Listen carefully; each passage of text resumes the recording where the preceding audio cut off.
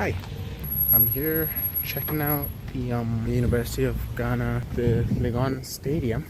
It was completed just before the Africa Games were hosted here in, oh my goodness, 2024? And I decided I'd check it out after the fact. They did a nice job building it, to be honest, and they did it fairly quickly. Like, I mean, as far as I'm aware, it was kind of under construction for quite a long time. But then, once the Africa Games, it was postponed and the date was solidified and they needed to actually host the thing, they completed it fairly quickly. And you have this art on the outside, and when there was the Africa Games, you had the security checkpoint here. It wasn't the smoothest experience ever, just because it was trying to handle too large a volume of people. They have other security gates that they weren't using for reasons I don't know, but I went there. I watched an Algerian guy do pole vault, and that was a fun little experience. Here's the inside wall. Here's a really nice mural. Actually, I think I took a picture in front of there before. Let me just wait. There we go. I don't know if I'm allowed to be here, but let's take a little gander, shall we?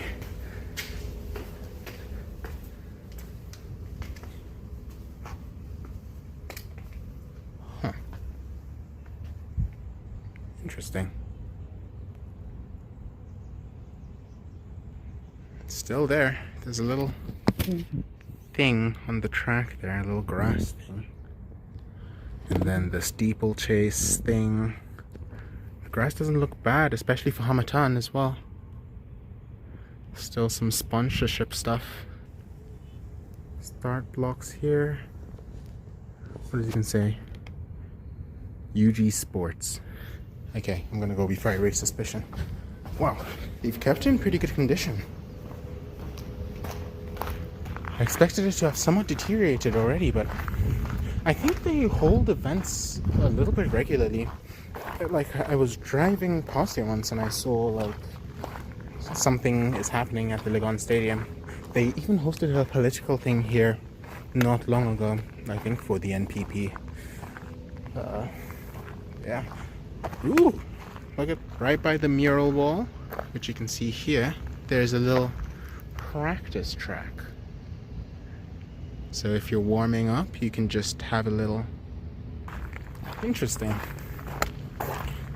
This place is pretty desolate right now. The reason this whole place is open right now is because the sports directorate for the university is also here. So their offices are on the ground floor, sort of under the grandstands. So that's why this place is just kind of open, if security seems a bit lax. Well, and big ass spotlights. Oh boy. Or you don't even call the spotlights, floodlights. That's the term. Some big generators there, big diesel boys. So that's the stadium. I'm actually gonna try take one of the new electric buses that the government bought. I'm gonna try take it to Medina from here, or Pongolo. They run on the Adenta to Accra corridor.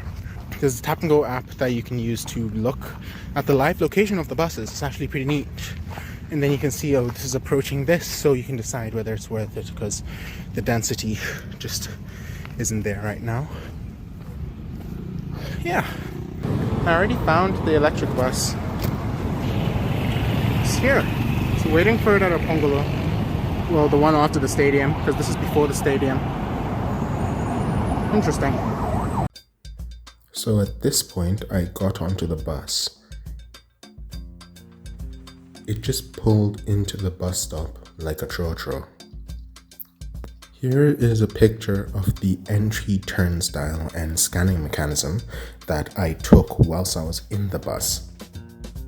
When I was first getting on, I actually had a little bit of trouble scanning my phone. So it turns out that once you generate the QR code in the Tap and Go app, you need to place the phone sort of directly under the scanner. There's an assistant on the bus along with the driver. So he sort of helps people out. it automatically deducted 7 cedis from my Tap and Go account. The assistant on the bus was also doing activation for the physical Tap and Go card. It's a very painless process. He just gives you a random card and then you link that to your application. So the card has a number on the bottom right.